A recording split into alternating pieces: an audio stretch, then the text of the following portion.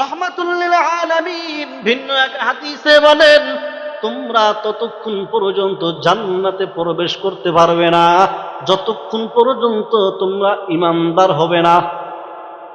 আবার ততক্ষণ পর্যন্ত তোমরা ঈমানদার হতে পারবে না যতক্ষণ পর্যন্ত তোমরা অন্য মুমিন মুসলমানকে মহব্বত করবে না, ভালোবাসবে না। এবার নবী বলেন, ও সাহাবায়ে কেরাম, আমি কি তোমাদেরকে এমন একটা আমলের কথা বলবো যে আমল করলে এক মুমিনের প্রতি আর এক মুমিনের মহব্বত বেড়ে যাবে? সাহাবায়ে কেরাম বললেন, ইয়া রাসূলুল্লাহ, অবশ্যই আমাদেরকে এমন আমল বলেন যে আমল করলে এক মুমিনের প্রতি আর এক মুমিনের, এক মুসলমানের প্রতি আর এক মুসলমানের মহব্বত বাড়বে।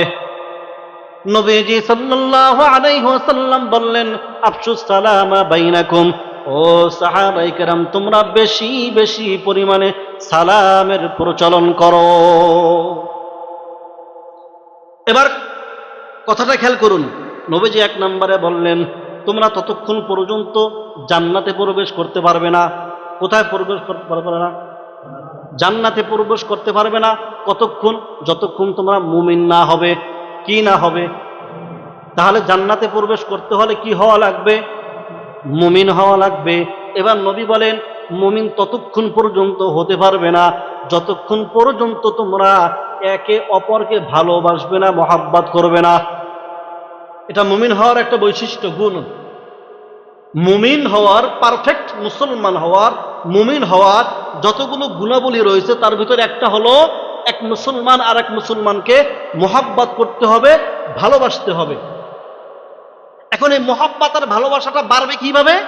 এবার নবী বলেন, আফসুস সালামা বাইনাকুম, তোমরা বেশি বেশি সালামের প্রচলন করো। যখন তোমরা বেশি বেশি সালামের প্রচলন করবে তখন এক মুসলমানের প্রতি আর এক মুসলমানের ভালোবাসা, মহব্বত তৈরি হবে।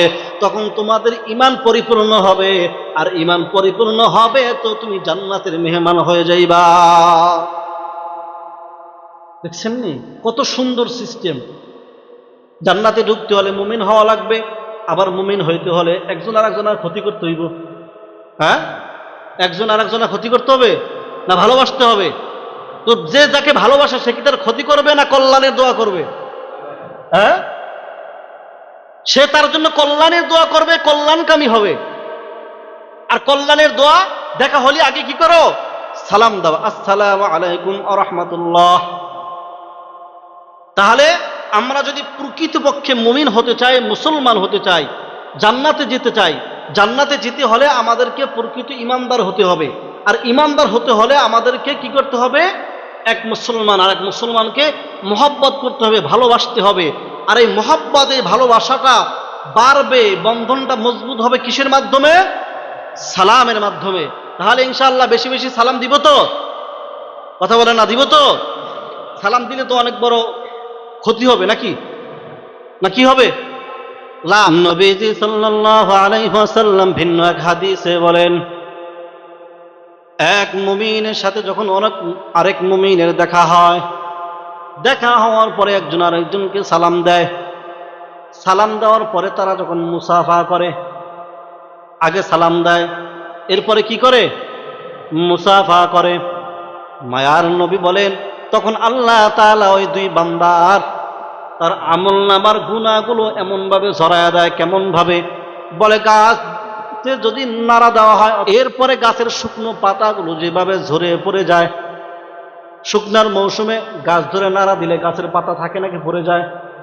পড়ে যায়। নবীজি বলেন, এক মুমিনের সাথে যখন আর এক মুমিনের সাক্ষাৎ হয়, প্রথমে তারা সালাম দিবে। সালাম দেওয়ার পরে যখন তারা মুসাফা করবে, এর বিনিময় আল্লাহ তাআলা তাদের আমলনামার থেকে ওই গাছের পাতাগুলো যেমনি ভাবে ঝরে ঝরে পড়ে যায়, তাদের আমলনামার গুনাহগুলো তেমনি ভাবে ঝরে যায়। বলেন সুবহানাল্লাহ। সালামের এত বরকত,